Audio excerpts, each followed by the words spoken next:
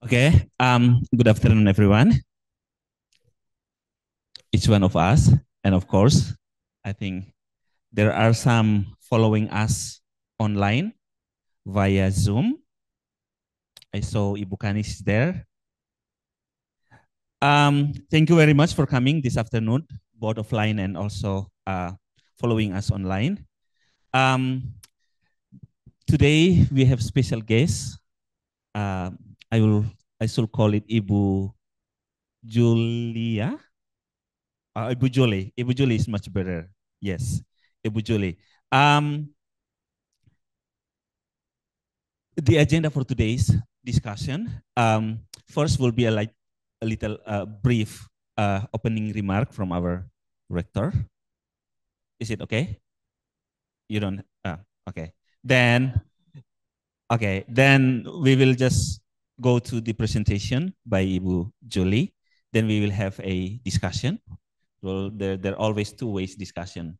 We can ask you, Ibu Julie, and you can also ask each one of us here about your research. Perhaps I should read your bio. Okay, Julie is a Ph.D. candidate in culture and performance at UCLA, University of California, Los Angeles, who uses ethnographic and art-based research to explore how oral histories and co-author art books can voice underrepresented narratives in landscape of trauma. She specifically focuses on the impact of violence against women, state violence, and land wars on the greater social fabric of Adonara Island in East Flores, Indonesia. Based on 13 months of oral history research, her dissertation features over 4 dozen interviews and how indigenous justice system in the Solar Archipelago heal villagers from lingering impacts of psychological trauma. Adonara, lembaga adat, semi-autonomous customary councils, combine religion, law, and indigenous custom to heal post-traumatic darah panas, hot blood, at a collective level, but fail to cool emotional tension at the individual level.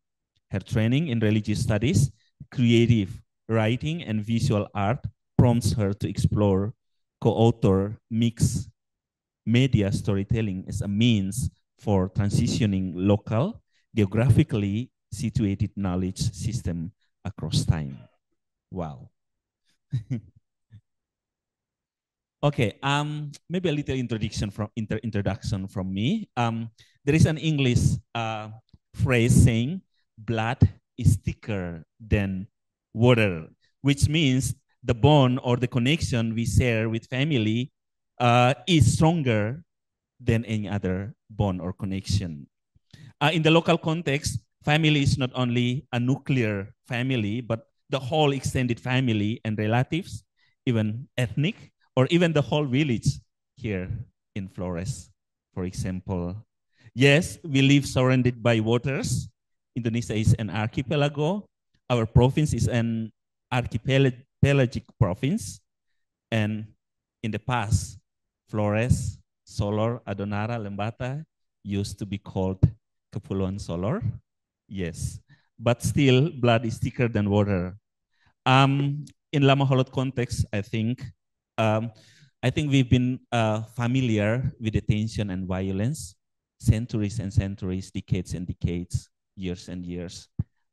Some of us may be familiar with the story of the Demon and Paji, and also even just last month, the tension happened in Adonara. 2 were killed and houses were burned out in Adonara, and yes, still going on something like this. And today, we will be talking about managing the blood. I honestly really like the phrase, managing the blood. Very, very deep, actually. It's like we have to maintain our blood pressure. Don't be too high, don't be too low. so to keep our body healthy. So the topic for today's discussion is managing the blood reconciliation rituals in the aftermath of violence in Adonara. Ibu Grace, Ibu Julie will explain and elaborate deeper on the reconciliation rituals in Adonara. Okay, I think floor is yours. You will have like 30 minutes, but it's all up to you. Then will be followed by discussion.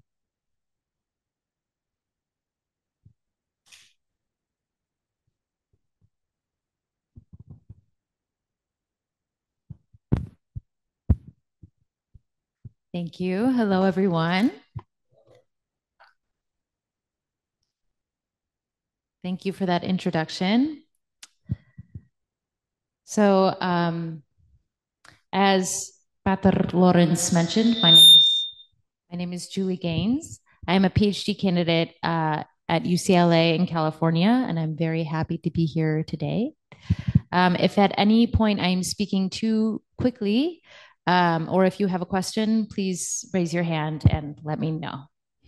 Am I speaking clearly now? Okay, wonderful. If we can put on my my PowerPoint, is that? Oh, here we go. I'm sorry. Okay. The content of my dissertation is based on 13 months of oral history research from 2022 to 2023 on the island of Adonara, an island populated by Muslim and Catholic farmers and fishermen and East Flores of Nusa Tenggara Timur. During my year in Adonara, I interviewed over 100 narrators about 3 types of violence: violence against women, violence in response to land disputes, and violence against supposed communists. I will address each kind of violence in this talk and unpack how indigenous Lamaholot rituals work to help communities heal. In the second half of my presentation, I will explore how indigenous healing rituals help islanders move on from violence and partially, at least, heal from post-traumatic stress. Adonara is nested in the solar archipelago of Indonesia. Known as Pulau Pembunuh, or the Killer's Island, some of you may have heard that phrase, Adonara should not be overlooked for hosting some of NTT's most well-conserved indigenous knowledge on conflict resolution. To the puzzlement of local authorities, violence continues in domestic settings and between villages in Adonara, endangering the economic prosperity and holistic health of villagers on the island.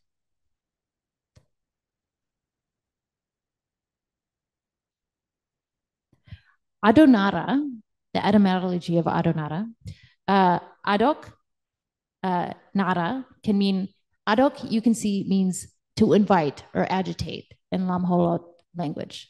Nara means kin or allies.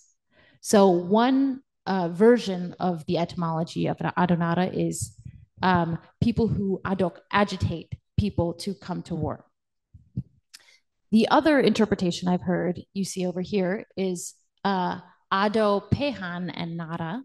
So Ado Pehan was the founder of all of Adonara's clans.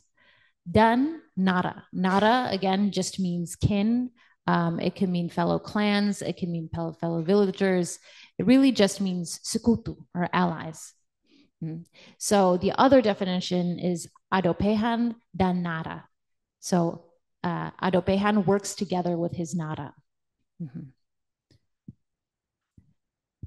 So it is not my job as an outsider to decide which translation or which version is correct.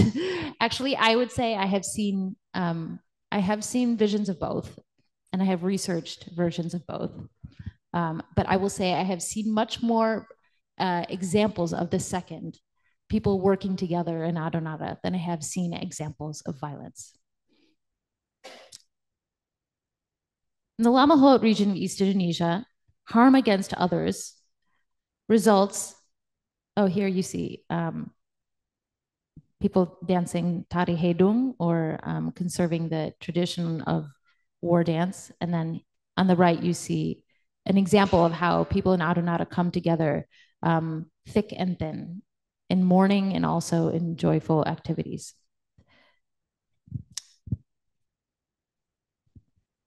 In the Lamaholot region of East Indonesia, harm against others results in dara panas, or hot blood. Hot blood is bad karma that plagues a wrongdoer's bloodline for 7 generations. And it manifests as illness or untimely death.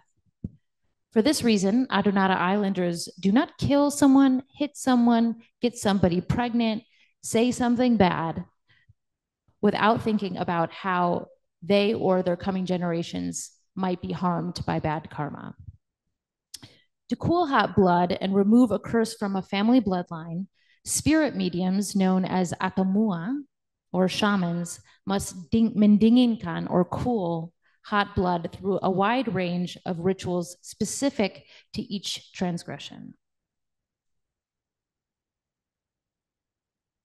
Indigenous knowledge and religion both play large roles in village lives. Ancestors serve as mediators between living humans and God. For this reason, religion in Adonara is often seen as something that can perfect indigenous rituals.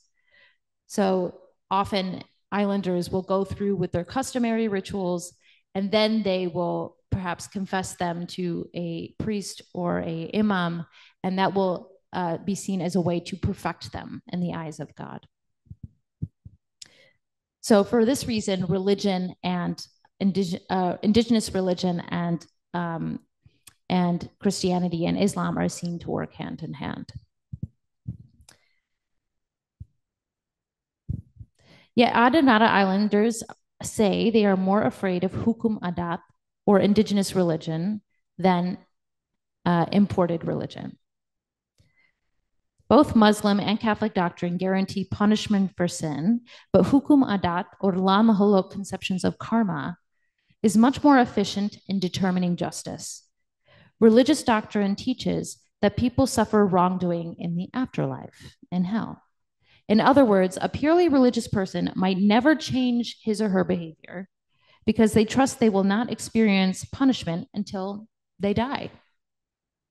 Someone who believes in hukum hadat, however, in Adonara, will change their behavior more quickly because he or she or their family members will suffer illness or death in this contemporary reality. So I made a timeline. People think that, well, if I sin right now and I only believe in religion, I can wait until I die and then I'll experience hell. But people who believe in hukum adat think that I will know much earlier if I've committed a sin because I will fall sick or someone I love will die.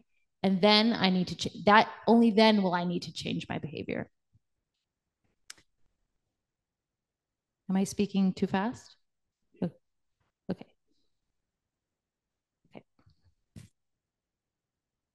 Okay. Oops. There we go.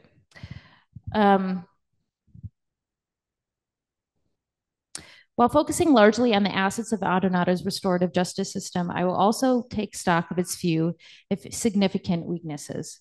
While reconciliation rituals effectively precondition collective cooling of hot blood through mediation, trauma and revenge fantasies still linger in individual imaginations after these reconciliation rituals conclude. Adonara's women, in particular, conclude that the high prevalence of individual trauma requires the institutionalization of pelatihan, or training for psychosocial counseling. So at the end, I'll talk about how some of the islanders I speak with think that continual counseling might be a solution for some of the problems that reconciliation rituals cannot provide.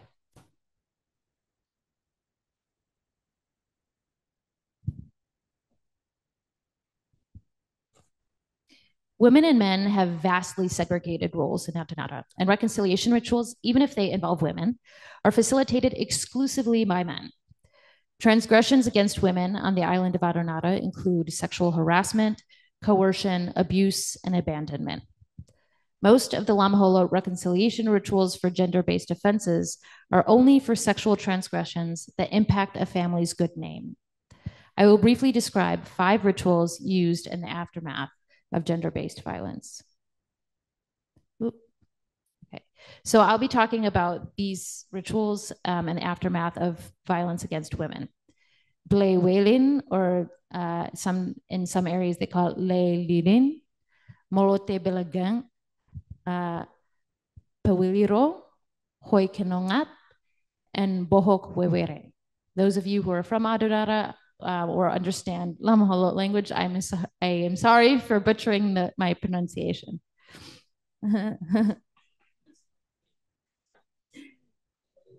Okay. Okay. Okay. Blewelin restores a woman to her good name after she is sexually violated or persuaded to have sex before marriage.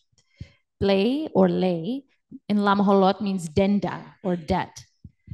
In the Ile Boleng region of Adonara, the family of a male perpetrator is required to provide ivory. Is required to provide ivory to the family of the female victim. After the male's family pays their debt, a shaman conducts a ceremony with cotton that erases hot blood between the two families. Toko Marsiarakat, or customary figures, oversee the ritual and remind both families that they are not allowed to gossip after the reconciliation rituals end. So, tidak boleh melebar. Everything is finished. Molote Belagan is a ritual used to cool all varieties of hot blood, but is always central in the aftermath of sexual indiscretion. The ritual requires those who experience sexual transgression to wipe their mouths with cotton, usually 3 times, allowing a sin to escape from the body into the cotton. The act of applying cotton to the tongue cleanses the heart, which is symbolized by the mouth. If families discover a couple having sexual intercourse, but the couple refuses to marry, the young man and women in question will stage a breakup scene in their homes in which someone else from the family represents their former boyfriend or girlfriend. After the man and women press cotton to the mouth 3 times, they effectively erase their sin or kasalahan from their bloodline. Pawiliro is a ritual conducted when a woman is found participating in forbidden sexual activity, voluntary or forced. So if she is raped or forced into or coerced, this can also apply. The family of the woman may choose to legitimize the sexual act by encouraging the couple to marry and so restore the woman's family to its good name. Pawiliro is often considered preferable to Blei, the first ritual I mentioned, because the young woman's marriage, even if it binds her to an abuser or to a married man, will force men to pay ivory to the woman's family. Meanwhile, families who promise Blei often fail to deliver the debt they promise. So if someone offers a bailis or bridal price, the male's family is more likely to follow through. In Blei, sometimes they promise the ivory, but they never hand it over. Hoikenongat is a ritual conducted to neutralize hot blood after a sexual or domestic offender has been sent to prison. Women who report sexual or domestic abuse sometimes succeed in having their offenders imprisoned for a time. But I'm sure you've heard they're often dikembalikan, right? When the offender returns home, he must conduct the ritual of Hoikenongat as part of a solemn vow to never again commit the same offense and to effectively come back to life in his village with a clean slate. If Hoikenongat is not facilitated upon a former convict's return from prison, other family members run the risk of committing the same offense. Bohok Wewere is a ritual facilitated to erase foul words. Islanders must conduct Bohok Wewere to cool hot blood after speaking wrongfully about another person. So this is verbal abuse. The man guilty of verbal abuse must confess in detail the maki or foul words to a shaman, who then tells him to rub cotton on the tongue to erase his foul words. If the man guilty of verbal abuse withholds any detail in his confession of what he has said, the offender will not succeed in cooling his blood and relieving his illness. The shaman that you see here, Alias, who just passed away recently, reported that a woman came to him after she experienced chachi on social media. So I know those of us who are familiar with sexual assault cases, maybe online, might be concerned with, well, how do we fix it? It's hard to track, especially in Indonesia. So the police are still trying to work out how to help women who have been harassed online. The shaman helps in this way. He, alongside the woman, performs sumpa against the offender, sending a tragedy or musibah to the perpetrator so that in falling sick, the one guilty of saying chachi online will be incentivized to repent. Okay, so here's my question, and maybe we can discuss later, and this is, I'll do this for the other two kinds of violence as well, but do reconciliation rituals facilitate holistic healing after gender-based violence? What is the purpose of these rituals? Ble Wilin and Pewiliro, the ritual of Ble Wilin puts a great financial pressure on the families of young men to the extent that the families rarely pay what they promise. Marriage between, also Pewiliro, marriage between people who engage in premarital sexual activity reduces the shame of the woman's family, so that's good, and it offers the woman security through a bridal price. However, it potentially traps a woman in a lifelong partnership with someone who doesn't respect her or an abuser.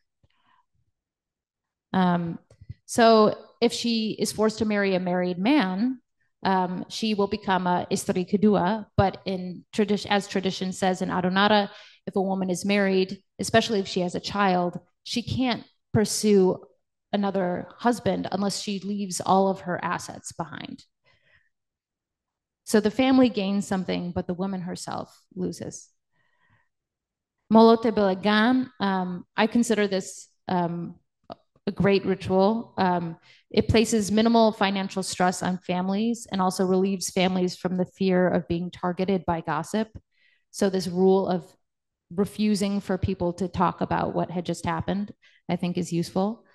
Hoy Kanangat is the one where the man comes back from prison and has his slate cleaned. Enforcing a previously imprisoned man to recite his wrongdoings to a spirit medium may help an offender come to terms with his bad behavior and reform his character. As his repentance is facilitated by the ancestors, fear of hukum adat may prevent him from committing gender-based violence in the future. However, deterrence differ from education about emotional regulation. Men who are accustomed to harming their wives aren't that likely to change just because of this ritual. My hunch is that men who are used to harming women would need some other kind of pendampingan or some counseling, maybe to change their ways. And then Bohok Wewere causes islanders to be mindful of the fact that not only physical actions, but words have the immense capacity to harm those around them. So Bohok Wewere provides an outlet for women to express the offenses against her. In the case of offenses on social media, the law in Indonesia right now is not really equipped to investigate perpetrators of online violence. So Bohok Wewere may help some women feel some sense of justice. Okay, so all of you have heard, as mentioned before, about Adonara's land wars. When I was researching in Adonara, I did not research the most recent war that happened, but I researched these 4 land wars that are still lingering in the minds of a lot of Adonara islanders. They're considered unfinished and may erupt like Gunung Lewotobi at any moment. So these are the rituals. So And a lot of people in Adonara I spoke to thought that war in some cases is necessary. I will talk about these 5 rituals that are used in the aftermath of war.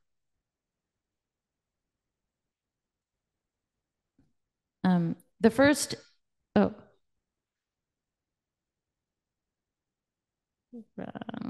sorry. Oop.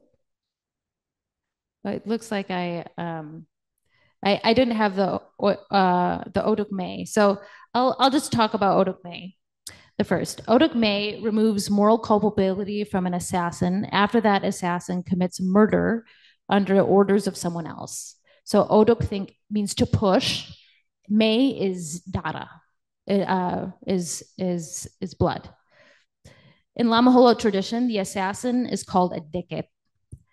The man who ordered the killing owes blood debt, hukum dara, to his deket after he commits the act of killing. To free the deket from the hot blood, a responsibility in the eyes of God, the killer conducts a ritual to pass his hot blood onto the man who hired him. So say I am hired by any one of you, and it is my job to kill somebody. After I've committed that act of killing, I can go to a shaman and I can pass on my hot blood or bad karma onto the person who ordered me to do the killing. That is what Odok May is. Mula Oson cools blood for anyone who kills of his own volition. So it's my decision to kill someone. It is conducted when multiple people in a family continue to suffer misfortune due to wrongdoing by a living family member or an ancestor. The ritual serves to clean hot blood so that curses do not continue to plague the family with misfortune. So this ritual is unique because say that there is war between 2 families, or if I have killed someone, it's almost positive that the other person does not want to receive me, but I can do a ritual that will cause my sins to be removed. So I can go to a shaman and they can help me relieve some of the risks that I have of falling sick with illness or dying in early death. That is what Mula Oson is. It requires only the perpetrator's family, not the victim. Okay, so as previously mentioned within the context of gender-based offenders, Hoikanangat is a ritual conducted to neutralize hot blood after a person has been sent to prison. The ritual involves 2 phases. The initial phase welcomes the perpetrator back into his kampung halaman. The bangsawan or elite of the town are invited to validate the return home of the conflict. An atamua or spirit medium applies 3 objects to the body of the formerly imprisoned man, each symbolizing a different facet of imprisonment. He wears a crown of shame, and then he also has rope ties for the wrists, and then he also has ties on his ankles. The final stage of the ritual invites the former prisoner to re-enter his house. When the ritual procession finally brings the former prisoner to his doorway, the atamua presents 2 pieces of cotton and performs a circular motion 4 times. He then speaks a sacred phrase in Lamaholot that means mati bukan mati, hidup bukan hidup, which means I have been kicked from here to there. And from this point, the former prisoner is considered hidup kembali, has come back to life. Mm-hmm.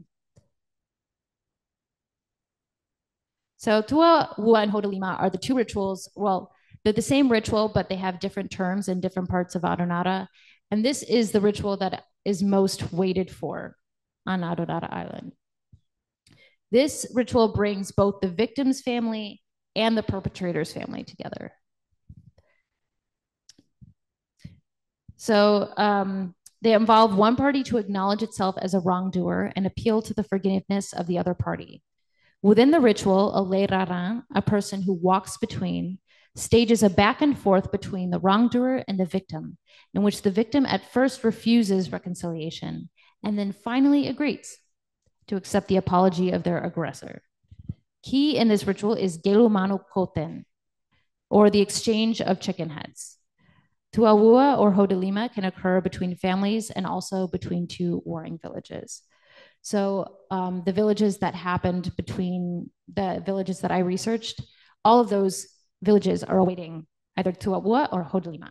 And before that happens, there's no there's no positivity that the wars will end. So this is the most important culmination. Esereket is a ritual after war in which a warring party buries its weapons as a declaration of the resigning call to war. So it's burying weapons as a sign of ceasefire. In the recent past, warring villages stage Esereket shortly after battle and under the supervision of the government. So the government would come in and they would supervise people burying their weapons underground as a way to combine indigenous religion with the law. But if this ritual happens before Tua'ua or Hodelima, it's not considered legitimate. Like the islanders will say, well, the government facilitated it. We haven't done Hodelima or Tua'ua yet, so they'll just dig the weapons back up. So do rituals, reconciliation rituals facilitate holistic healing after land wars? Oduk May, I felt, relieves moral responsibility from those who commit acts of violence. Perhaps restorative for individuals who might otherwise be emotionally handicapped by former acts of violence.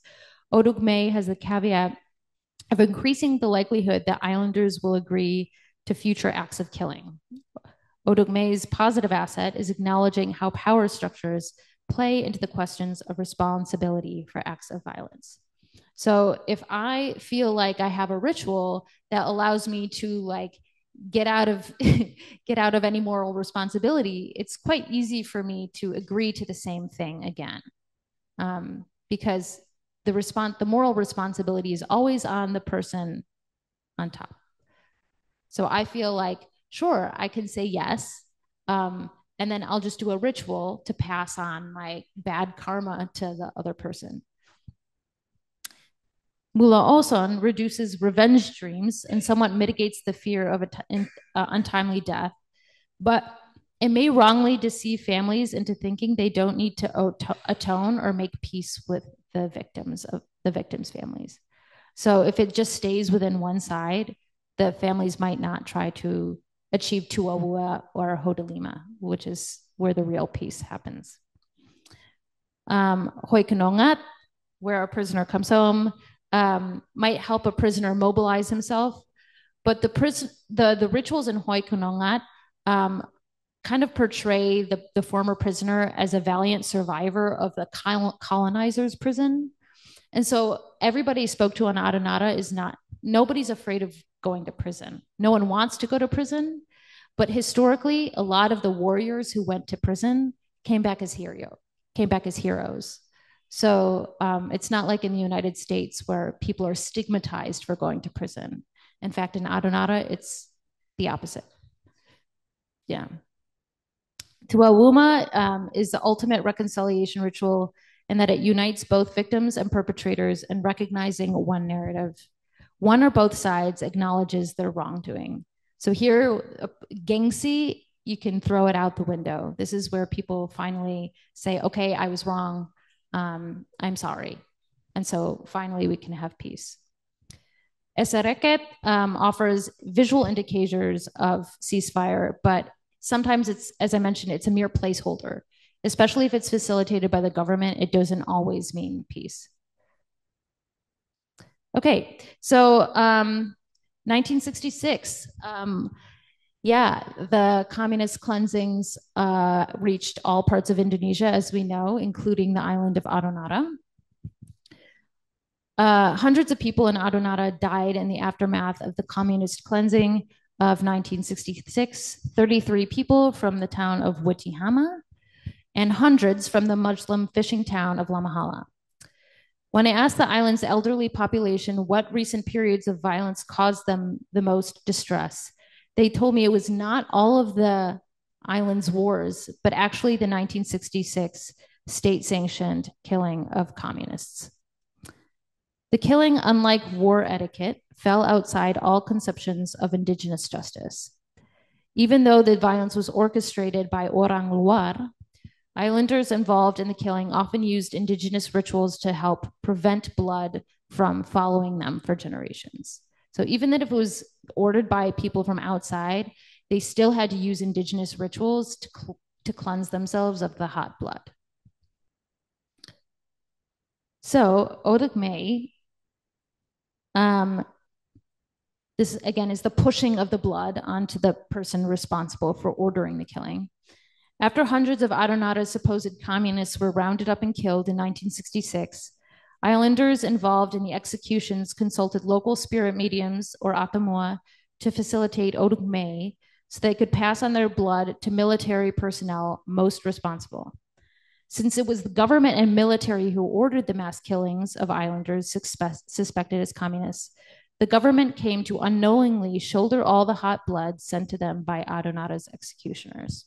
So we don't know who the hot blood from all that, the killings in Adonara is pushed to, but presumably the Orang yang Menyuruh. So that would be the TNI and then members of the government. So supposedly they have received all of this hot blood and do not know it. Then there is Mula Oson, which is perhaps if one side tries to clean their blood for killing or torturing supposed communist. This actually may work in Adonara, as many of the victims' families seem to not harbor resentment. So Mula Oson, even though it's one-sided, it might not work if the other side, if the victim side still feels resentment. But if I am a perpetrator and I cleanse my blood and it actually the other side, the victim side, doesn't resent me, I might actually be okay. I might not fall ill or die at a young age. So I actually found that people in Adonara, even the victims, were not resentful of the people who committed the killing. Molote Belagan, we heard of this ritual as useful in the context of violence against women. Molete Belagan is the use of cotton to erase sin, especially sins of the heart and the mouth. If a person did not orchestrate a plan for killing but participated in the meeting where the killing was devised, this person is still guilty of wrongdoing and must conduct a belagan to cleanse the mouth and his heart of complicity. In East Adonara, leaders of Partai Catholic helped the army capture suspected communists in Adonara's villages in 1966 and helped decide which villagers would suffer torture and who would die. In Muslim region of Adonara, La Mahala, a conservative Muslim party was responsible for rounding up suspected communists and facilitating executions. Some leaders of the group who helped the army check off their list for wanted men became tainted with hot blood. Right hands of the military would have had to conduct Molete Belagan to cleanse their blood from the sin of the 1966 mass killings. We don't really know how many of them actually went through with this ritual. What I did hear was that those who did not conduct this ritual have been reported to have early stroke and heart attacks. So a lot of the victims I spoke to said, oh, they were involved in rounding up the communists and they all had strokes or none of them had children. So there's this idea that those who participated, even if they weren't orang yang menyuruh, still experienced hot blood. Okay, so can reconciliation rituals facilitate healing after communist cleansing?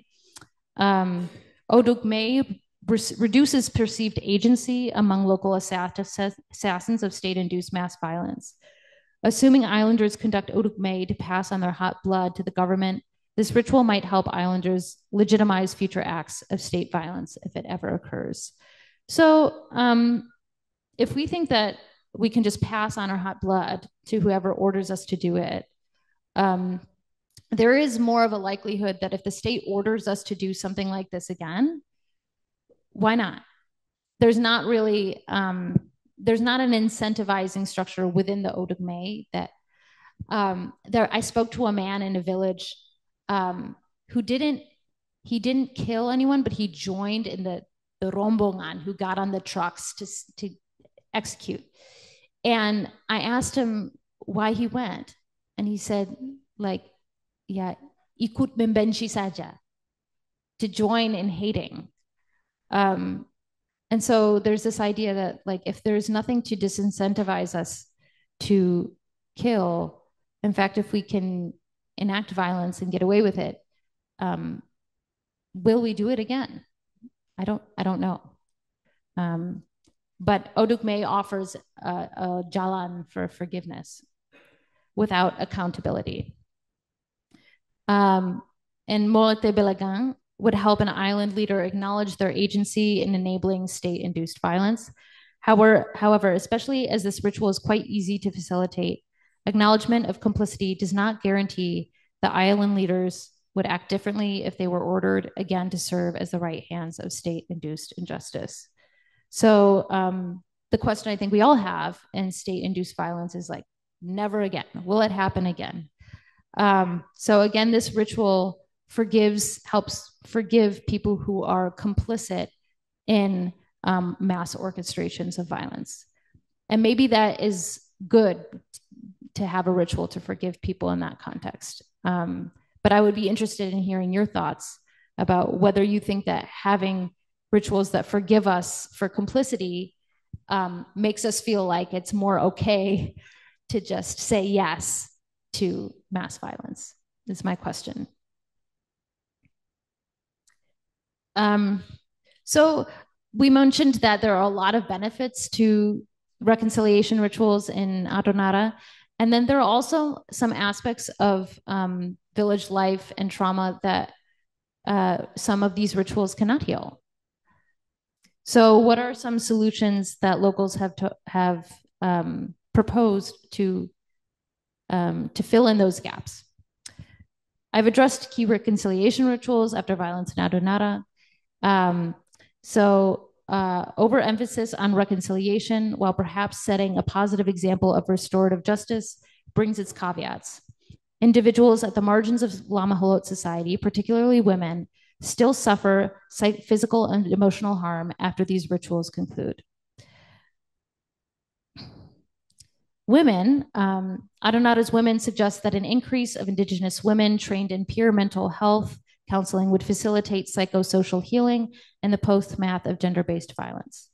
A peer training model would guarantee the administration of social medicine through psychological care, both relevant and contextually specific for victims of gender discrimination. Women-run solutions require the help of allies to instate these institutions in a patriarchal setting. So this is PICA. Do you know PICA? PICA is it's an organization in Adonara that's really self-mobilizing as an example for how gotong royong can make change.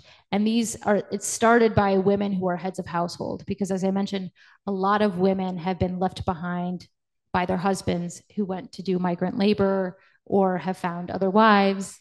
So some of these women have suggested counseling as a way of helping women through trouble on the island, because reconciliation rituals don't always provide for them.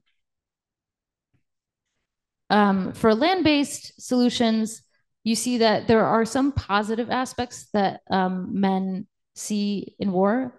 Some aspects of the warring spirit that may be seen as positive are belief in truth and justice, courage, group solidarity, contemplation and mediation, a meditation, and peace and reconciliation. So there's the whole cycle of war in which men can feel brave and participate in their identity building, and they don't want to lose that. So what is the solution?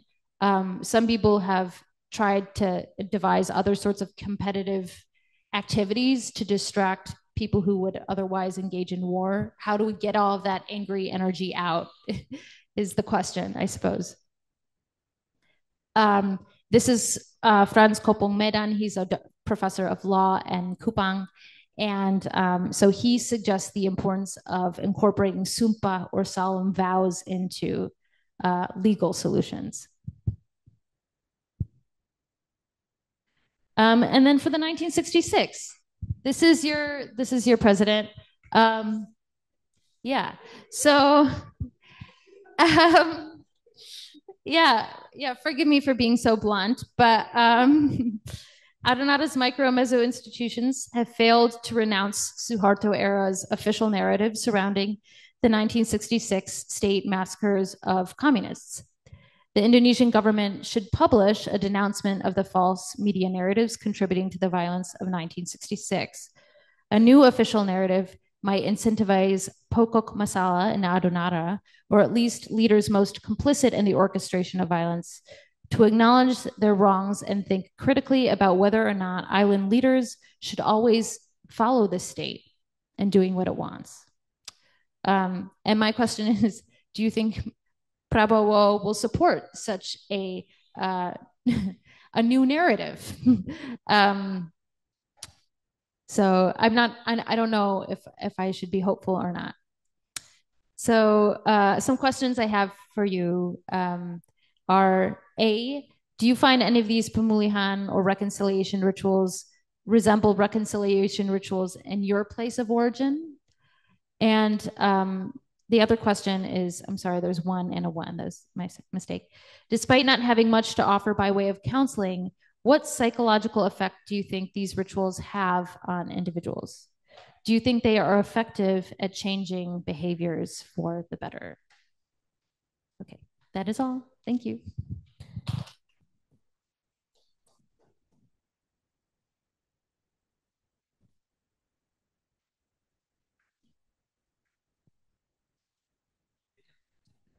Thank you, Bu Julie. Again, let's give a big applause again. Thank you.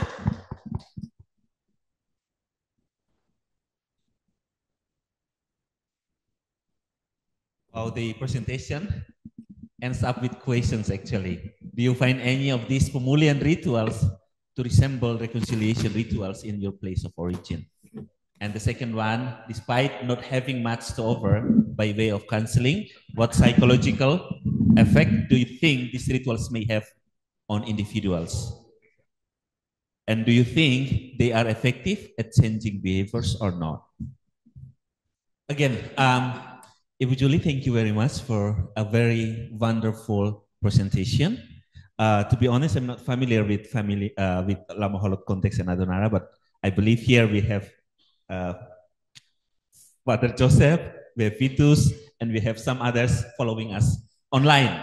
And for those who following us online, please, don't hesitate to ask questions and raise feedbacks or comments. Before going to those two questions, well, actually, okay, we have a lot of questions. I believe comments, especially when you saw the pictures of Prabowo.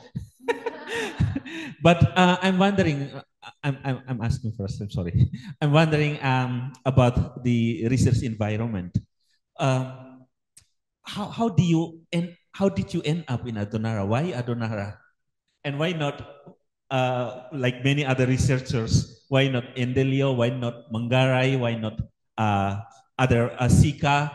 Because I noticed there are only like a few numbers, I'm not sure, researchers willing to do research in Adonara. So why Adonara? Thank you for your question. I chose Adonara because I worked at Seminary Hoking for a while here in East Flores, and I was brought to Adonara by a teacher at Hoking at the time. And I was struck by how well the locals conserved their indigenous culture, and also how Muslims and Catholics would literally dance hand in hand.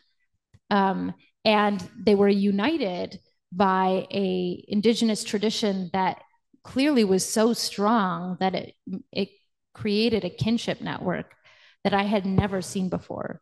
So I noticed right away that this was a very special place in which tradition really holds people together.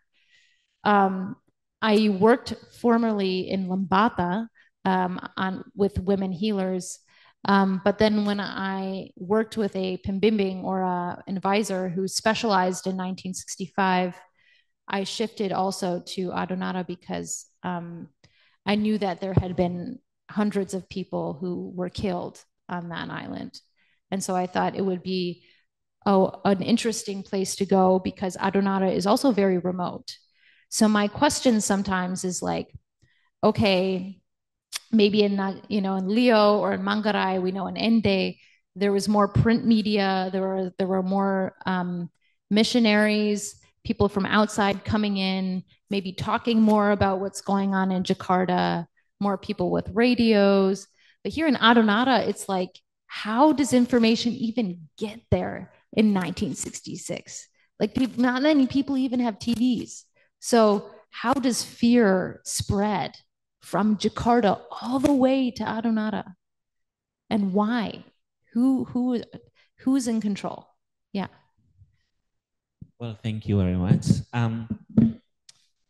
Okay, feel free to ask any questions. Oh, okay. Thank you very much, Miss Julie, for your presentation. It's very nice. Even though I'm from Lama Holot culture, but I'm not so familiar with all these kind of rituals, reconciliation rituals. But before we try to say something about if this kind of rituals can help people to reconcile, but I would like to know how you define reconciliation. Do you define reconciliation itself? Reconciliation means that we come to terms with the tragedy. Reconciliation means that you restore the broken relationships. Reconciliation, that you means we put behind the tragedy and forget all this tragedy and we move forward. Jadi, before we try to at least to evaluate all these kinds of rituals, I would like to know what kind of reconciliation in your mind, at least in what definitions of reconciliations. Thank you. You can go straight. So I base my definition of reconciliation on Lama Holot belief in Kisiambangan, right? And this idea that the world can be, if it's too hot or too cold, it's not good, right? So we can, and then I also learned recently about there's dara panas and then there's dara naik.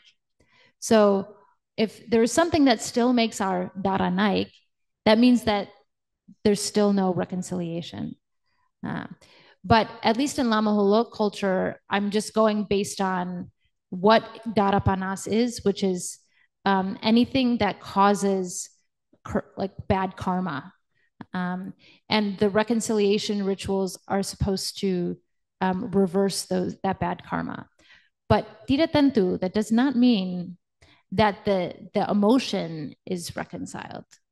Like I can still, for example, there are cases in which women have been harassed and their families have reconciliation rituals with the young man. But every time the woman still sees the young man, her dara naik, she still has, right? She still has emotions. So I would say, for me personally, reconciliation has to include the individual. But I think in Lama Holot culture, people are so focused on the collective that sometimes the individual reconciliation is overlooked. Yeah. Did that answer your question? Okay. Well, thank you. Anything else?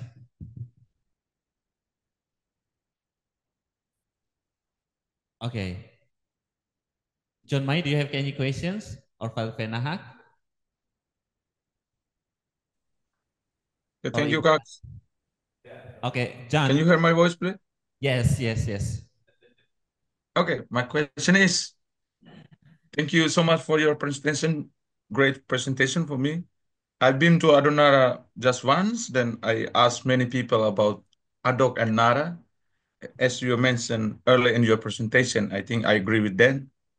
But my question is, do you think that all the rituals can help people to reconcile or make a reconciliation among the people? Or I think another side of that, all rituals justified what happened in Adonara. So until today, the perpetrator and the victims, they always fight. It only takes time. So I think rituals n- rituals don't help people much to reconcile among them, but another side of that, to justify what happened in Adonara. Thank you. That's it only. What do you think about it? Okay, thank you. Well, okay, yeah, very interesting. You get the questions. Okay. Yeah, I think that's a really, and I understand your comment. It's a wonderful question. And sometimes I would wonder those same things because, when I heard that phrase of, the man who hanya ikut membenci, I was thinking, okay, if these rituals just allow people to forgive violence or push the blood onto somebody else, then it kind of removes us from thinking, hey, I, as an individual, have a choice. I can either join this violence or not. And as you know, in Adonara, there's a hierarchy system in which kita tunduk to the person di atas. And so if someone from our superior says, kill somebody, it's kind of hard to say no. And so sometimes the rituals do help those things happen, I think. On the other hand, they are important, I think, in conditions like in 1966, when a lot of people felt like they had no control, like they couldn't, they were held at gunpoint by the TNI, and they felt like they either had to kill or be killed. And the question is, do you want people to go through their entire lives feeling so guilty, so handicapped by their emotions that they can't move forward? And some of these rituals help people at least forgive themselves enough to move on. And maybe, and I have talked with people who have killed people in the past, and then they went through a Mula Oson ritual. And then a Tuawua ritual. And they felt like when I went through that ritual and I had to confess my sins, I mean, it's a big deal to have to say it in front of what you've done to multiple people. Some people think that just confessing that to their communities does create change.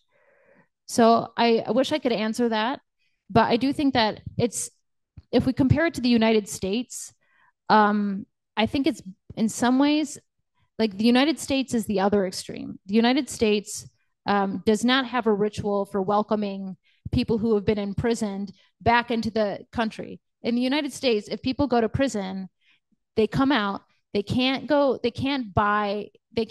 apartments, they can't get jobs, people discriminate against them. Like, do we want them to be welcomed home as heroes? Maybe not, but I do like the idea of welcoming people back into a society enough so that they can change if they have the capacity to change. So I don't know if that answers your question, but yeah, I think that there are positive aspects, but also maybe too much forgiveness.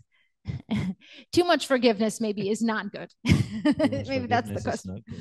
Yeah. Yeah. People can easily say, I forgive you, but they still cannot forget what people.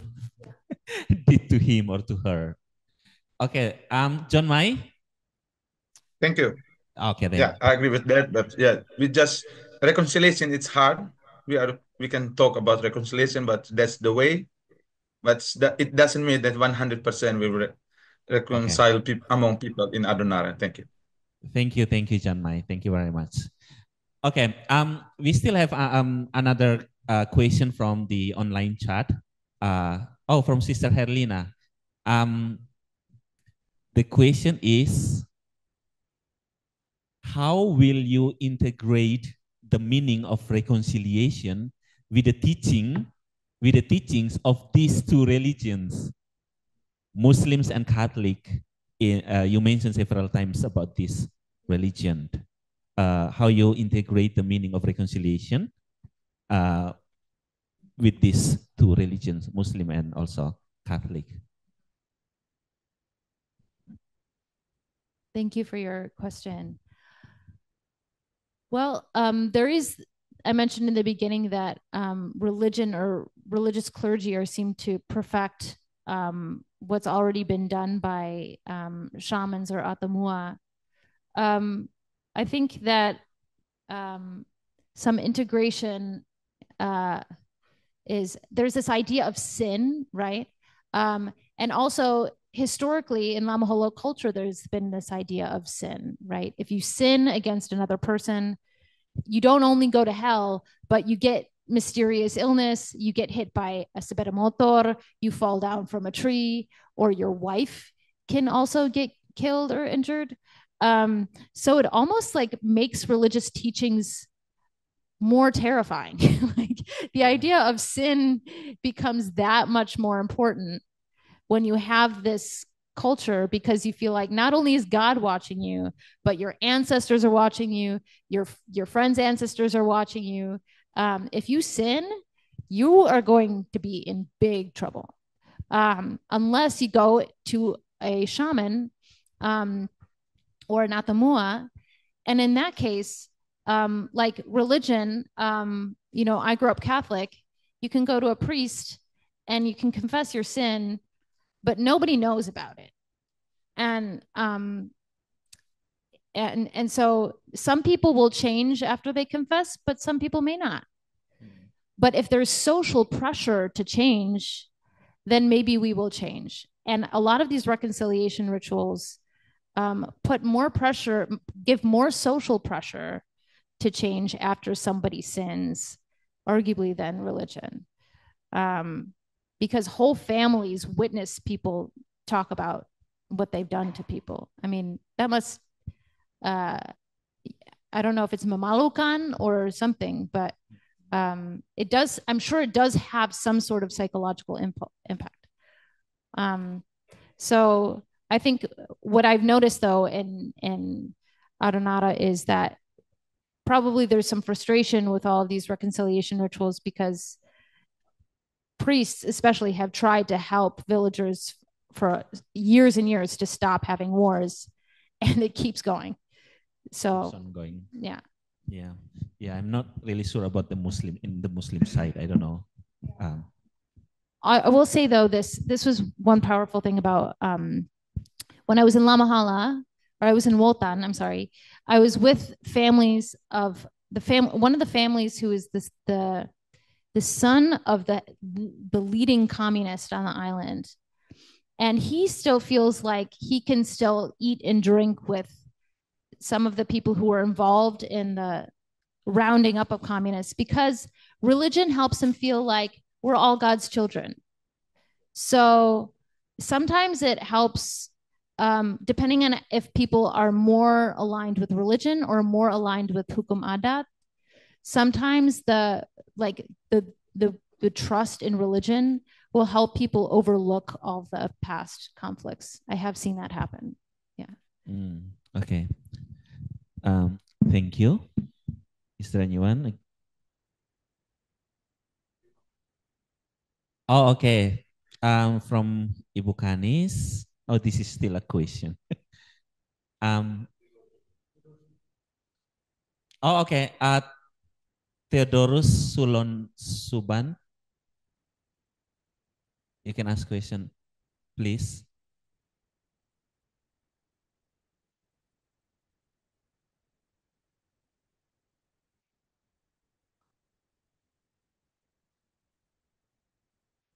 You're still on mute.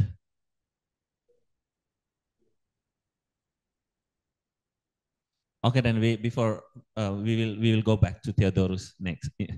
Then we still have the question from Ibu Kanis. Do you see women's agency when they become victims of violence in Adonara? How do women define these rituals to help their future lives? And what hope do they see from the ritual and the future of their children? You mentioned about, you're hoping. Thank you for that question. I was also very curious about this when I was in Indonesia, because because imagine you are a woman who has just experienced violence, and the people who are deciding your fate or is like a group of men. and also in Adonara, and I've never been to a place more gender segregated than Adonara, like men, women. And it's, how do you understand what a woman needs if you rarely talk to women? Like, that is my question too. So I think it's a wonderful question, because I was thinking like of how, and also if a woman, for example, is sexually harassed, her brother will be asked to participate in Lembaga Adat and speak on her behalf, to protect her.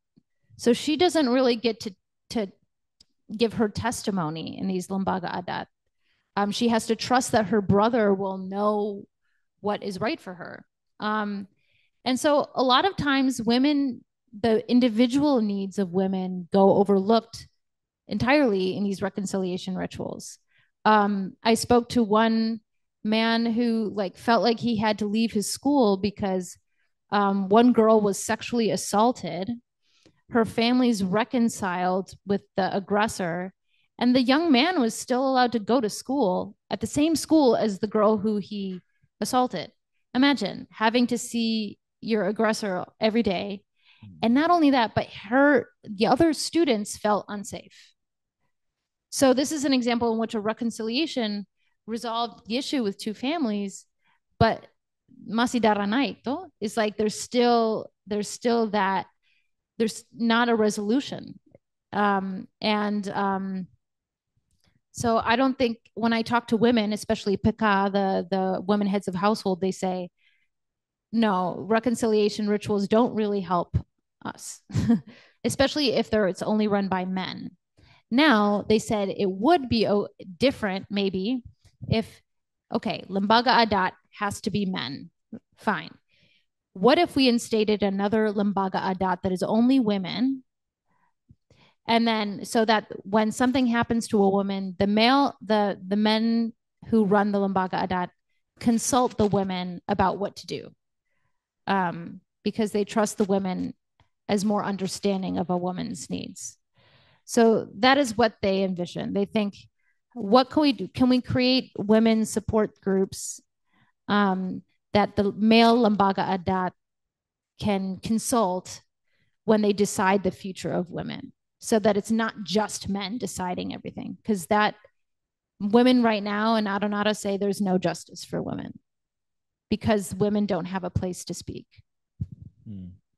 Well, okay. Thank you very much. Ibu Kanis, you can feel free to follow up with the answer later on, maybe. Is there any other? Oh, Aris Hayon is actually pure Adonara. Thank you, Father. Miss Julie, my English is not good, but I try to write and read from this computer. Yes. I'm Aris. I'm from Adonara, Honihama. Okay. I'm grateful for conduction received from on Adonara because we don't have many literature at library.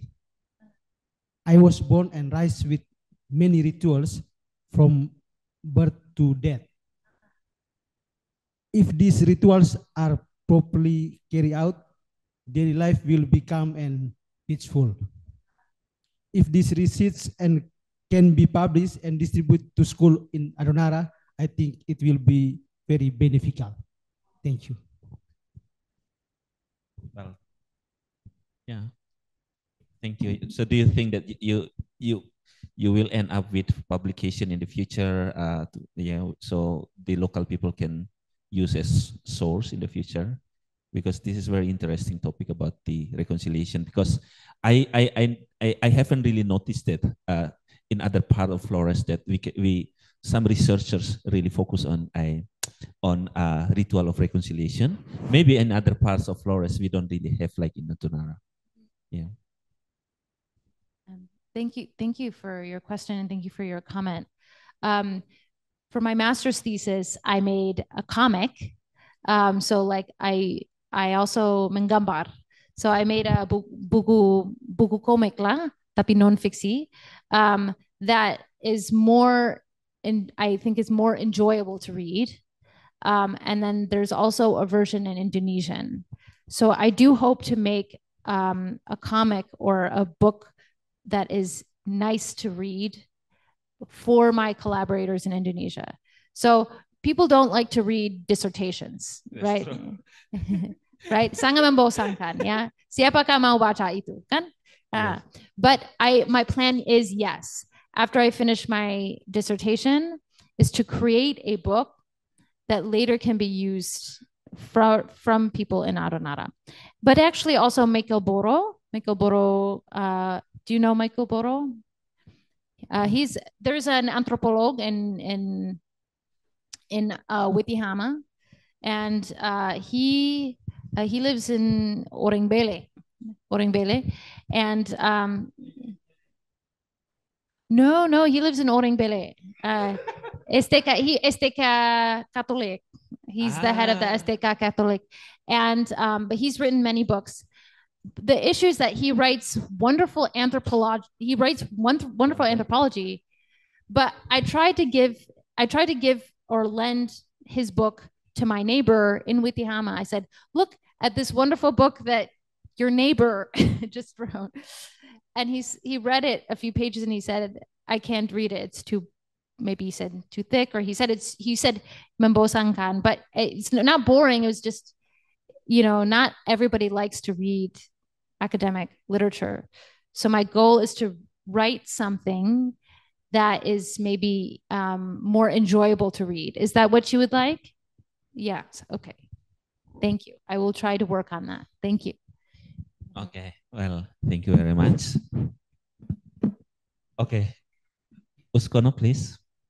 Okay. Thank you very much for this opportunity, and allow me to explore my question in Indonesia, and Father Lawrence will translate in English. Okay, you can understand.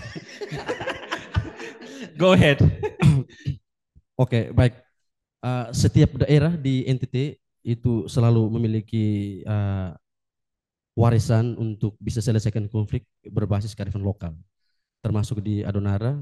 Dan kemudian itu kita lihat sebagai perlu diberi apresiasi bahwa kami terima warisan itu untuk selesaikan konflik berbasis kearifan lokal. Tetapi pada sisi lain kita selesaikan persoalan dengan itu kearifan lokal, kadang bisa memperkuat ketidakadilan atau bahkan bisa mengabaikan hak-hak individu ketika masyarakat itu hidup dalam kasta tertentu. Jadi misalnya kalau satu lembaga adat itu dikelola oleh orang-orang yang punya kasta sosialnya lebih tinggi, kadang bisa berpengaruh, bisa menindas ketidakadilan untuk orang-orang yang kastanya di bawah. Sehingga bagaimana pandangan Ibu soal dinamika ini di Adonara? Bisa. Terima kasih. Maaf, bagaimana pandangan saya tentang sistem kasta yang ada dalam di Adonara? Di Adonara secara umumnya atau terkait dengan ritus-ritus pemulihan tadi? Bisa secara terkait. Umum. Okay. Nah, okay. So I wanted to understand why the 1966 events happened, right? Yes. And it turned out that it was all about system kasta, everything. And because La Mahala had an anti-communist movement that was very different from Witihama. In fact, they did not know each other at all. But both of them were class struggle. People who were macam seperti diperbudakan oleh orang yang ada di atas. That was their word, right? They thought communism would help them be more setara, right? And that's why they were killed. Until today, sampai sekarang, I hear a lot of talks about orang bangsawan yang memanfaatkan mereka punya kekuatan tuh. So I think that I still see it. And how I see it is that people otomatis tunduk kepada orang yang bangsawan tadi. And it's like there has to be, it's kita rasa mindir, ya. I feel that people in the lower caste feel mindir when they are next to someone who is a bangsawan. So it's the people who are of the lower caste jarang ingin maju sebagai kepala desa, apara desa. And so that causes more inequality to happen. I still see that orang bangsawan itu mereka especially in Witihama, right? There's still a system of bangsawan.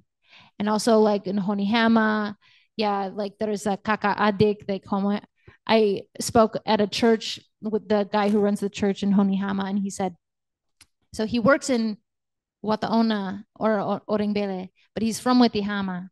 And he said there is a lot of discrimination from orang bangsawan in La Mahala against people in Honihama. So like there's still discrimination that happens.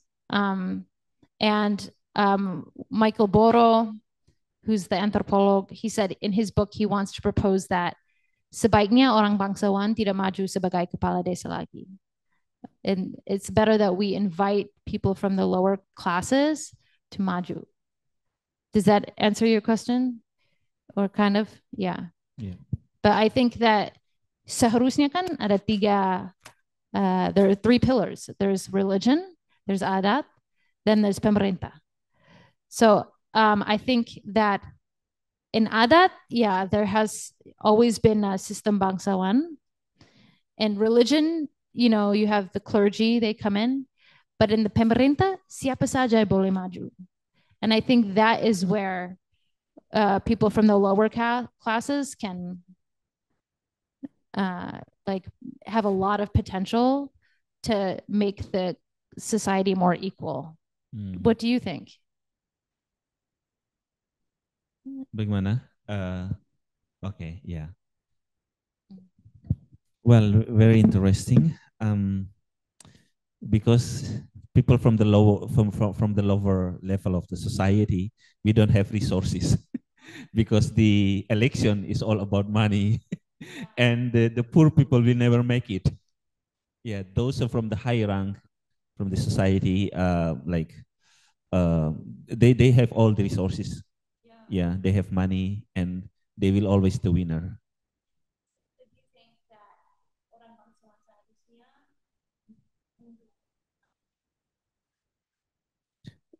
Ideally, yes. I will say yes. But in reality, it's always the opposite. Okay. We listen to the human rights perspective. Okay. Yeah, thank you, Ibu Yuli.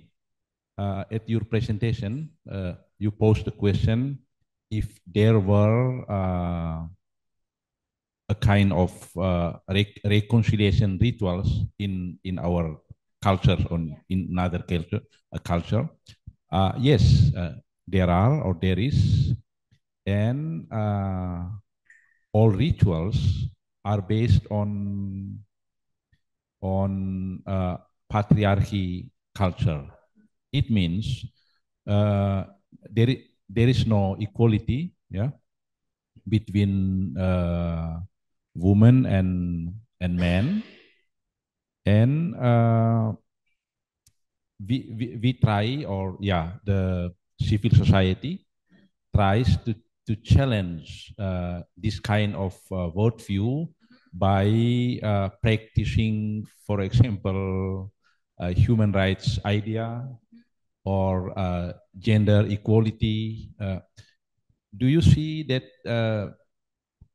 it is a kind of solution to create justice and justice for the victims in the future, or what? How do you think? Yeah. And second, the rituals are generally related to something transcendental. Yeah. And if there is gender-based violence, for example, or gender-based violence, or it is not just a violence, but there is a moral problem in it. It means the victims and the offender, they together they destroy the harmony, in a society, and they have to recreate the harmony, by carrying out the rituals, and sometimes it is not fair for the victim. Yeah, I hope you get the point. Yeah.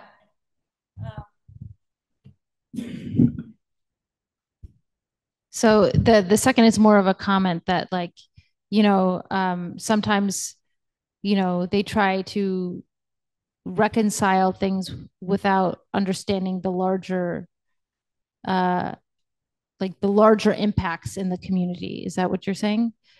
Okay. And the first question was about human rights for victims. So yes, Pika, who the women, the head of household, right? They are now incorporating women who are not just janda, not just women who have been left behind, but any woman who wants to be an ally. Some of those people are experts in law, but they prefer, almost all women in Adonara, lebih suka non-litigasi, prefer non-litigation. Kenapa? Why? Because in Adonara adat, if a woman pursues human rights, say her husband goes to prison, right? Or she divorces him, right? Nanti anak-anaknya akan pergi ke siapa? The man's family. So a lot of times fighting for human rights for women sometimes means, oh, I have to leave my children. Like, baik saya bisa menyelamatkan diri, I can survive, I can go to a new life, but she was going to be stigmatized because that means she'll have to leave her children behind. It's like, oh, siapa perempuan ini yang bisa tinggalkan anak-anak saja. And so almost all the women I spoke to, even the feminists, say, better we choose non-litigation. I don't know how to, and there's another woman I spoke to, Mama Vero Lama Hoda, who said, well, maybe, but sometimes it is important to go through the law, because if you only reconcile things, you don't make an example. And I think that's what you were mentioning. You don't set an example for other men to not do that. Like, if no one goes to prison, or semua suami dia dikembalikan saja, then there's no example as like, hey, this is bad, this is serious, do not do this. So I think the PK is trying to encourage women who have the capacity to pursue human rights, untuk mandiri, to use the law. There are some women who feel like they cannot leave their kids, or they cannot leave their families, maybe for financial reasons. So, yeah, what they told me, the women said, yes, we want justice, but kita harus berpikir beribu kali. Yeah. Did that answer your question? Yeah. Okay, thank you, Father Otto. Yes, from Theodorus Sulon Suban from the online chat. There are 2 points here, and he says sorry. It seems his laptop have some technical error, so he stated comments there. First, according to him, a request for reconciliation is firstly offered by those who did the killings to the victims and their family. At first, the victims of family may reject the offer, and the request for reconciliation may be repeated several times until the victims, the family, agree. And the second point is the reconciliation is then regarded as the collective matter or a deal, and reconciliation is managed collectively. And next point is related to some words and terminologies like bohok, vevere. Please consider with bohok wewen or wewenet tang, and oduk. I'm not also from Lama Holot, but you can see the oduk. I'm not sure about the pronunciation.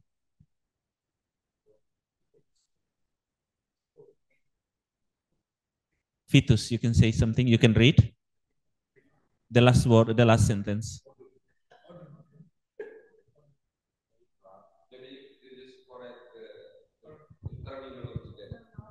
Yeah.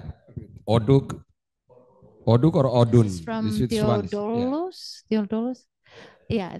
Thank you so much for those corrections. I will also admit that some of the pronunciations and the spellings have also been very different depending on what part of Adonara I'm living in. And I'm not fluent in Lama Holot, so thank you so much for those suggestions. And also, he said it much better than I did earlier. At least the Hodolima and Tuawa is a collective agreement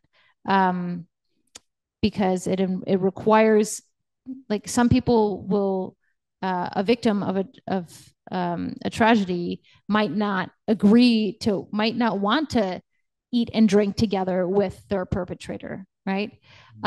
So it might take several generations for the victim to say yes to a Hodolima or to a Ua. And so for several generations, the perpetrator's entire family has to endure illness or early death in waiting for that agreement to happen. So thank you very much for pointing that out. Okay. Can you scrolling up again the chat, please?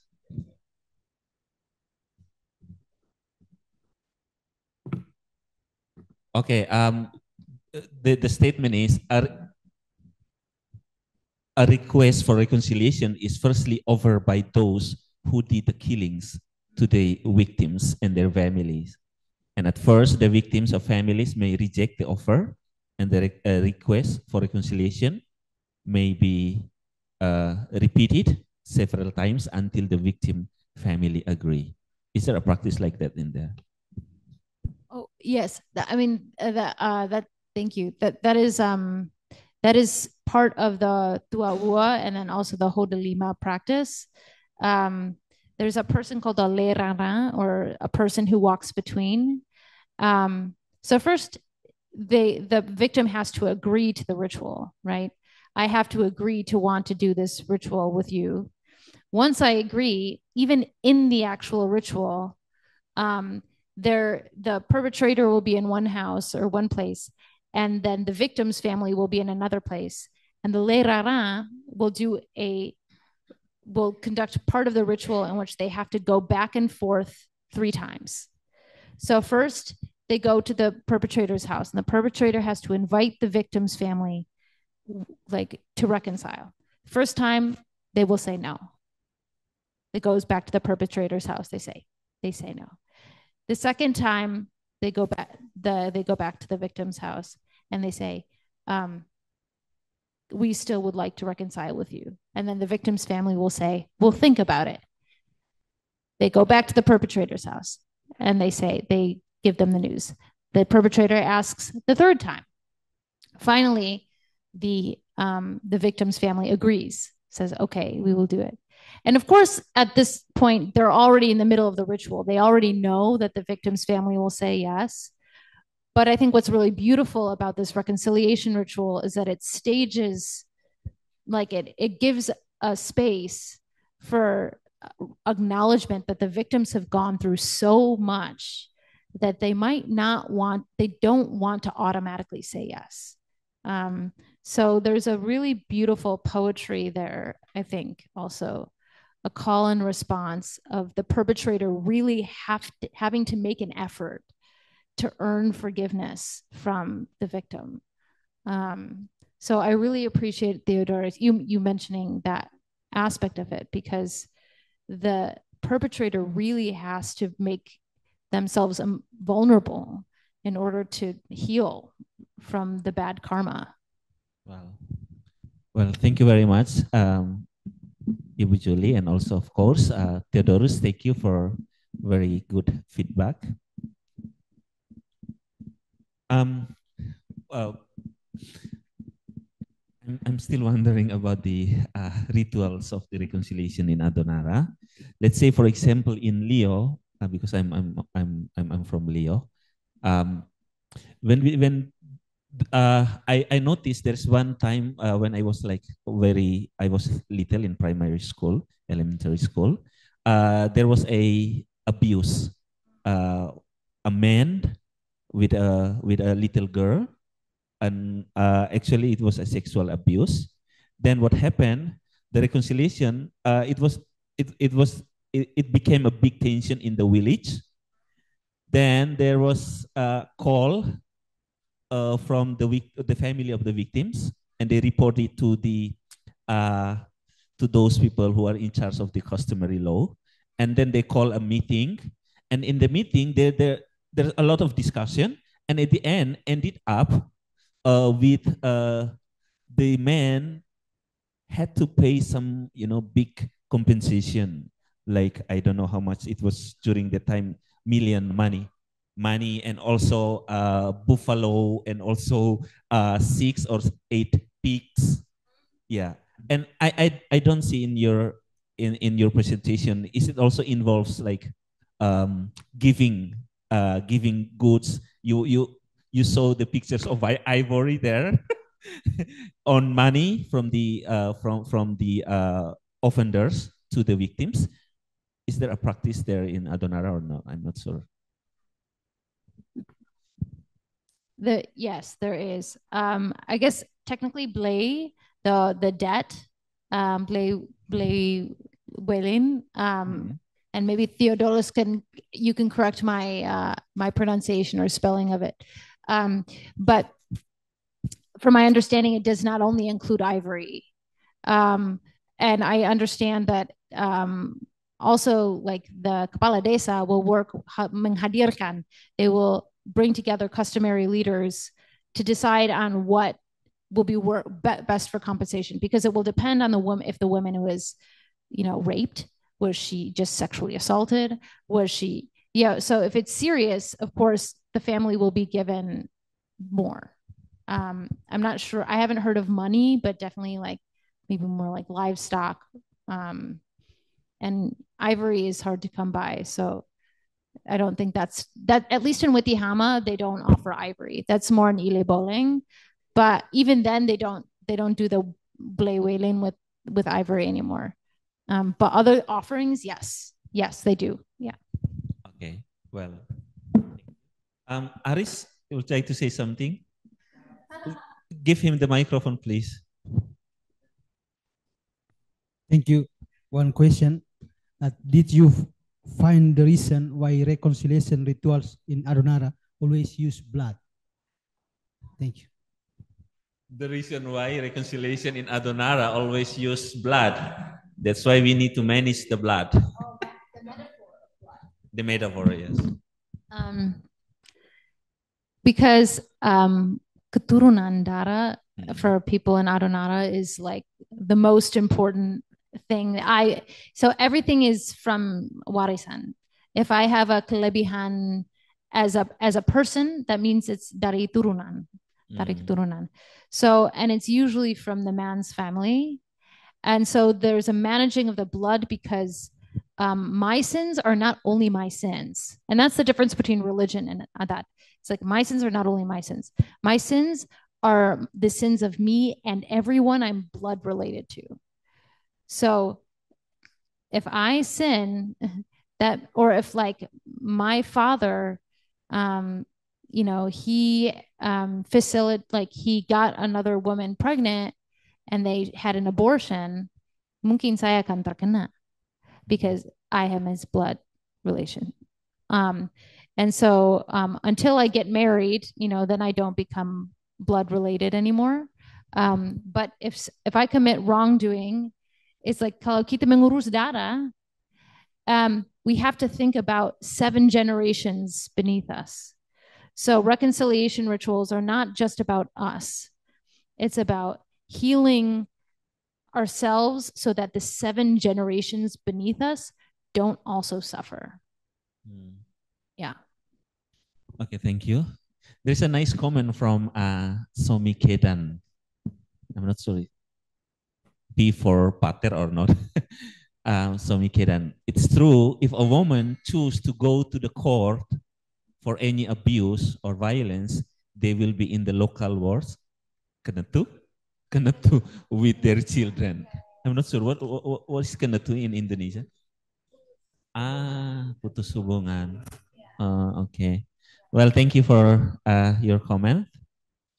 Now it's already, wow, almost 6:30. But I'm still wondering about, you showing the pictures of Prabowo. So what's going on in the future? Do we see hope with this new leader, military leader? I'm not sure. Father. I'm going to get kicked out of your country.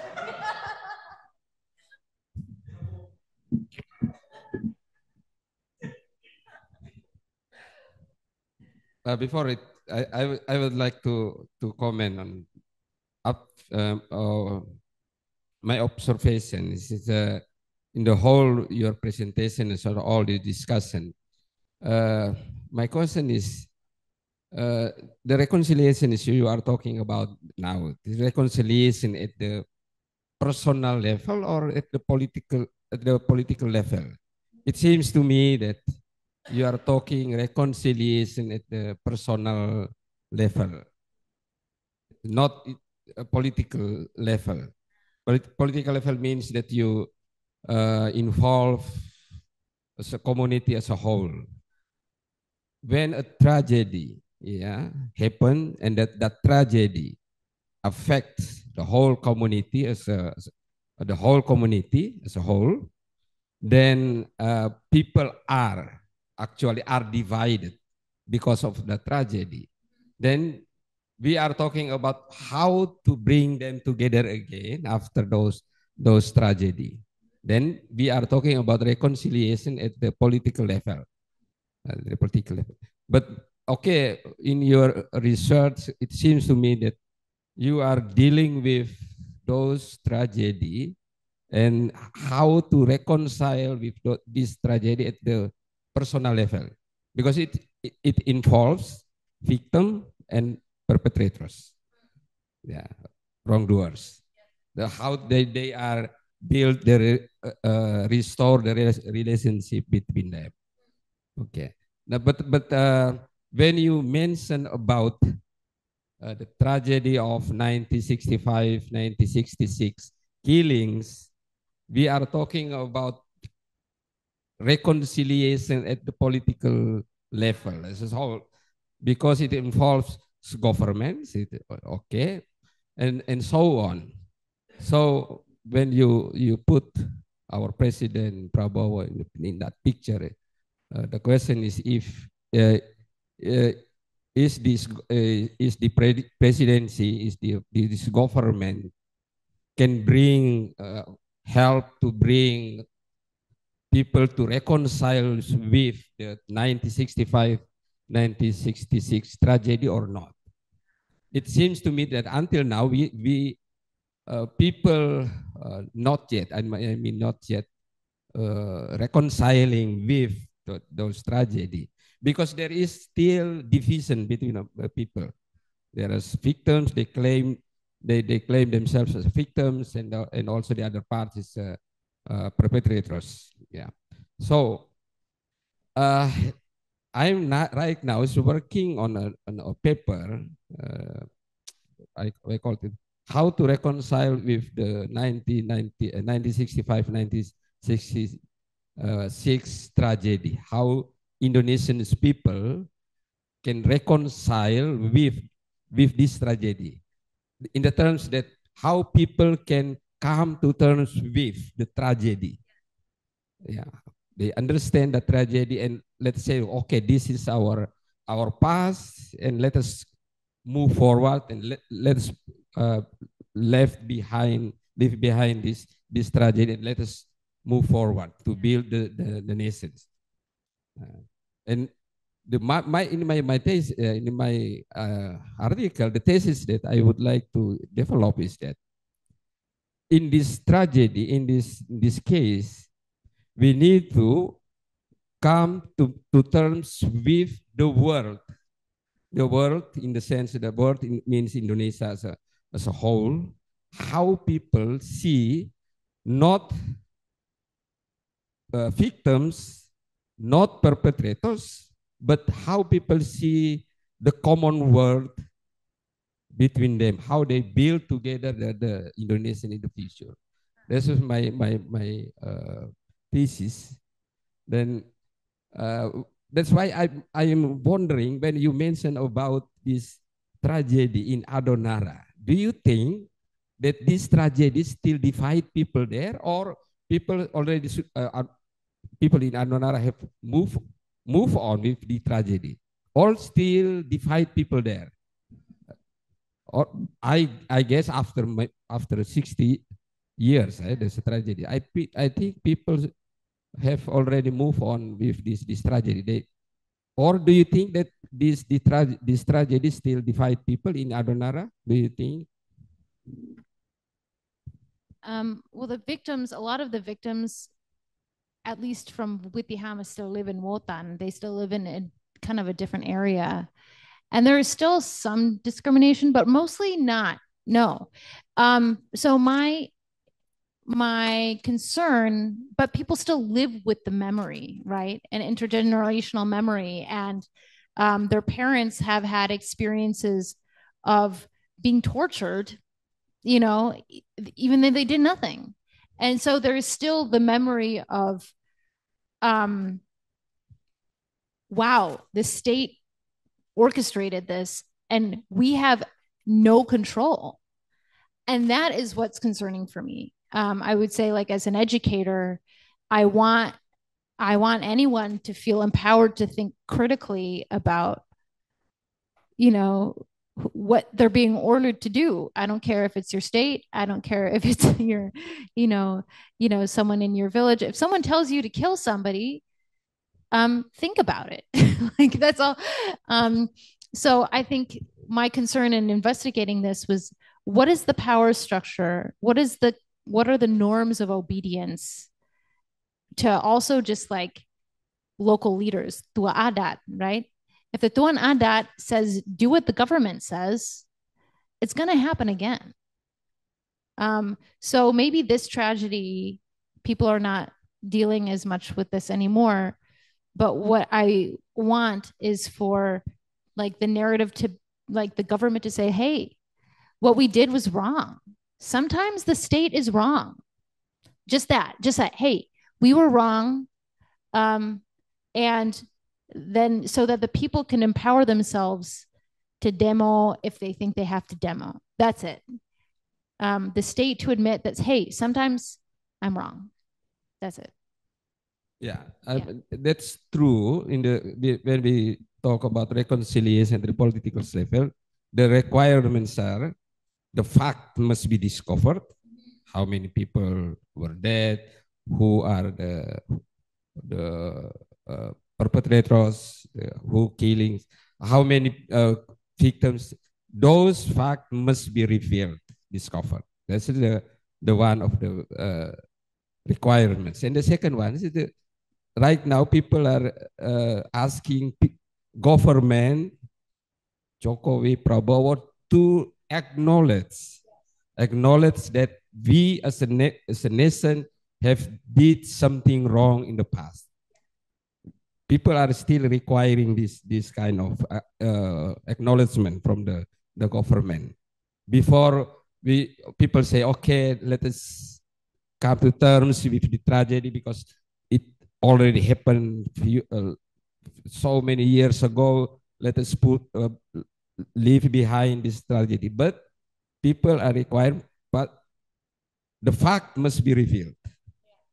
Then the second, government must acknowledge that they have done something wrong in the past, to kill their own people in the past. Yes. Well, thank you very much. It's really a nice discussion. Thank you, Father Joseph. Is there anything else? If no, the Adonara boy, the VTM. Oh, Father Otto. Kindly pass.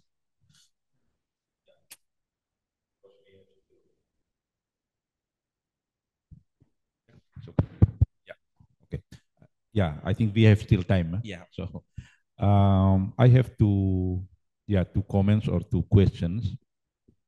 I mean the topic of reconciliation is very important for us in Indonesia because there were some bloody events in the past perpetrated by the state or by the power, yeah, and the problems haven't been solved until now, or there are no what is this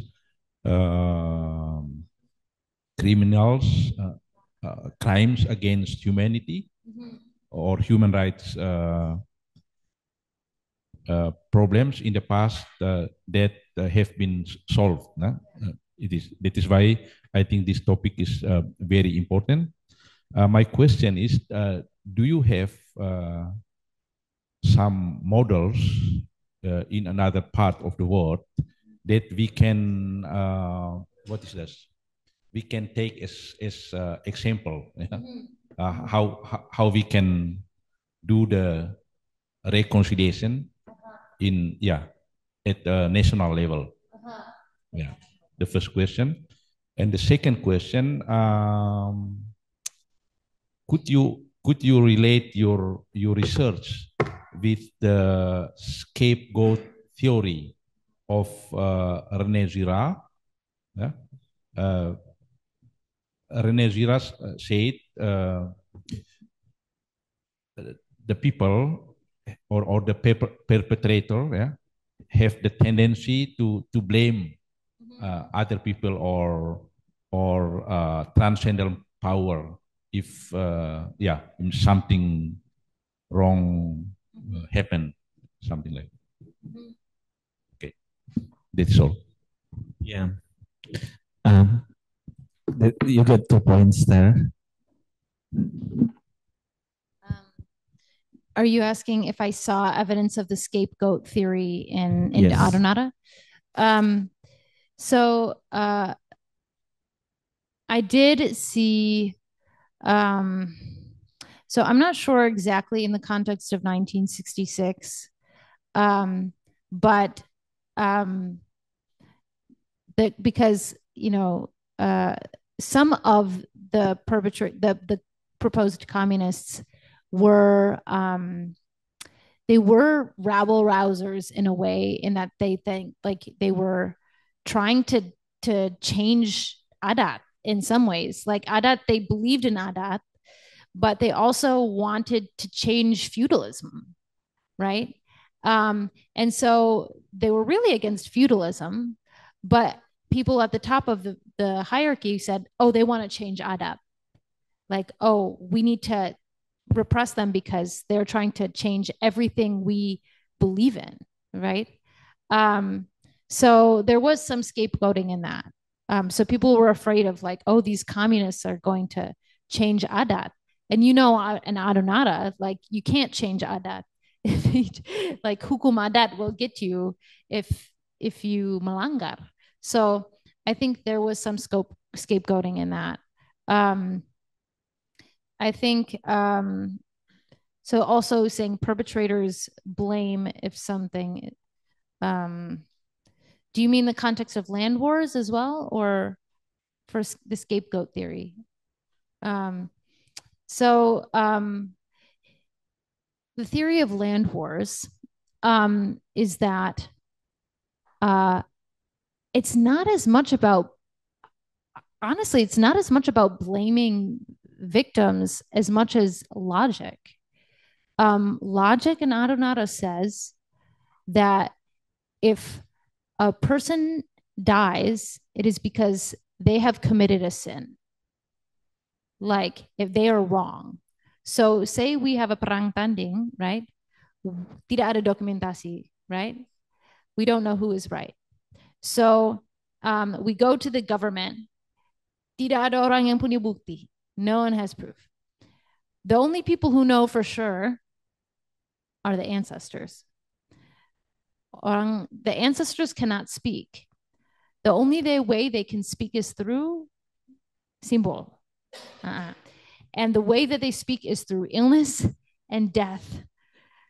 So if we're talking about like having an experiment, let's have an experiment. Who is right about who owns what land? Sometimes they think that the only way to know who is right about who owns what land is like, ayo kita baulolon, we do a ritual first, kita turun, and kita cek dulu. If we berhasil, if we succeed in killing that person, berarti itu kami yang benar. And if we lose, it means they're. So it's really like sometimes it's very logical. Like we just want to know who is right. They want closure. And sometimes it's more about like, I don't know if in Indonesian there's a word for that, like closure, security, about knowing this is my land. We are right, they are wrong. And caranya untuk membuktikannya itu lewat perang. Yeah. And then your other question was reconciliation at a national level. I think actually Adonara has one of the best, like one of the most interesting systems I've seen, sophisticated in some ways, because it has within it harus mengaku dosa dulu, and dengan secara teliti apalagi. If it at a national level, it would have to be, hey, this is exactly what we did, and this and this and that. This is exactly what we did. So they have to be forthcoming about the facts. So everybody is clear about one narrative. And then, so only then can, after you, like in I guess, in that model, would another nation say, okay, yes, we agree to what you just said happened. And I think that is the first thing between a reconciliation ritual. There has to be a narrative, a common narrative. And after there is a common narrative between the perpetrator and the victim, then there can be the reconciliation ritual. But I think the Tuawua and the Hodolima is important because it shows us the importance. I don't care if you're talking about nations or if you're talking about villages. If you have two different narratives about what happened, it's impossible to have a reconciliation. Look at Israel and Palestine, right? They have two different narratives about one piece of land. And until they have one narrative, it's hard to imagine them having peace, right? I don't know of one country that knows how to do that. Yeah. May I make a short comment to that? Yeah, I thought that Germany could be a good example, but now I think Germany they lost the Second World War, and that is why the perpetrators had to go through all legal process because they had to they were forced to do that because they lost the war. But otherwise, I think it is impossible. Yeah. Yeah. Yeah. So you're saying that if they didn't lose the war, they wouldn't repent, kind of, and they wouldn't have this. That's so interesting. Yeah. They had to be humbled. And I think it's also happened with Japan. Yeah. The Second World War. I do agree that I like Germany's method, and I would like that to be applied in the United States and maybe in Indonesia if the state acknowledges, hey, we did some not nice things. And that Germany teaches the Holocaust in schools, right? Yeah. See, I think that's a great model. I think that the rest of the world could use Germany's example in that way. Well, okay. Thank you. There are two nice comments there. I'll just read it. You don't have to respond, but I think that too nice. Reconciliation require recognition, and I don't recall the government. I don't remember the government ever recognized the mass killing in Adonara. I think not. Yeah, I mean the whole context is Indonesia, but the small context, like you mentioned, hundreds of people died. Yes, even in Sika, in Ende, and everywhere. And another one related to the 1966 killings, the reconciliation is initiated by the actor without involving the victims' families. This kind of reconciliation is called, what is it in? Odon May. The actor passed the blood to the authority that who ordered the actor to do the killing. Yeah. So this is actually from Theodorus and also from Somiketan. Thank you for nice comments.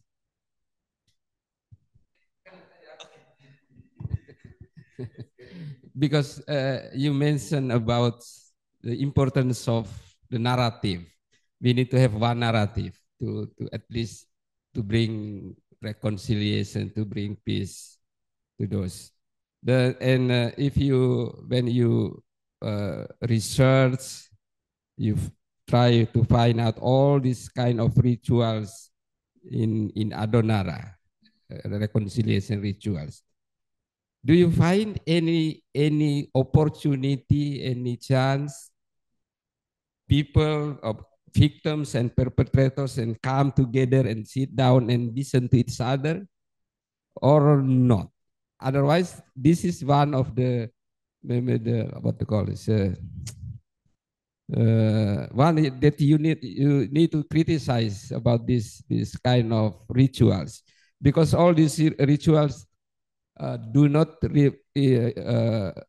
involve or require victims and perpetrators to come together and sit down and express their point of view, because by doing so they can come up with only one narrative, one story that we have, because without this it's difficult to bring peace or to reconciliations. What do you think? I mean, do you find that anything, any rituals, there is opportunity for the victim and perpetrators to come together, sit down and discuss and express their view or their point of view? Thank you. So before Tua and Hudalima, yes. I mean, it's not a ritual from my understanding, but they would have to have a conversation. And usually it's one person has to be wrong in Tuawua or Hodolima. I know in this story, I am the perpetrator. You are the victim. And they might talk about what they will say in the Hodolima ritual or the Tuawua, but that is the one ritual I know of in which the victim and the perpetrator come together in the same place and they decide on one narrative. And that is why that ritual is considered the most important. That is the only one that provides real closure, is the Tuawua and the Hodolima. The Odugme, yes. And the Mula Oson to some extent. But again, the Mula Oson is still like, if there's still resentment from the victim, you can kita masih bisa terkena. So the Tuawua and the Hodolima is the chance where people sit together and the victim, and the perpetrator both tell their story. That is it. Yeah. I think that answers your question, right? Mm-hmm. Okay, then. Well, it's 6:41. I think we should end here now. Thank you very much, Ibu Julie, for very nice topic and also your presentation. Nice one. Let's give a big applause. And also thank you for the participants here in the room and also following us via Zoom. Thank you for being actively in the discussion, active in the discussion. I don't have anything to say, but oh, okay. More people are coming actually. Yes. But yes. Once again, thank you. You were coming from Larantuka, and we really wish you good luck for whatever lies ahead of you in the future, especially with your research project. And we will also pray for you. Thank you, everyone, for your comments. I don't know if those of you who are still online, Theodolis also giving for wonderful corrections or comments. If you are watching this and you would like to give me feedback, I'm not sure how to give you my email, but I would love to hear from you. Yes. Yeah, so please reach out to Pater Lawrence and I will be and Pater Otto, and I would be more than happy to discuss anything with anyone here. So thank you very much. Okay. Yeah. Thank you very much, Julie. Okay, I think we don't have any more. I think I don't have any closing remark. So thank you again. From the committee. Sorry. Oh, okay. We will be having dinner after this. I believe will be a nice dinner.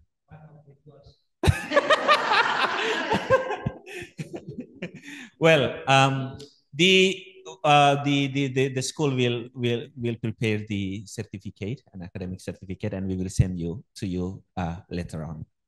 Okay. Again, big applause to Ibu Julie. Thank you very much, everyone. Thank you, Father Otto. Thank you, especially the IT handsome boys, Wanto and Pitus. Thank you very much. Thank you. Okay, God bless you all. Thank you. Father Fe, thank you. Ibu Kanis. Kaya Mandus, kami tunggu makan di sini. Sama-sama. Oh, nice.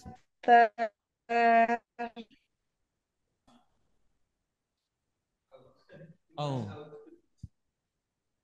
this one is able.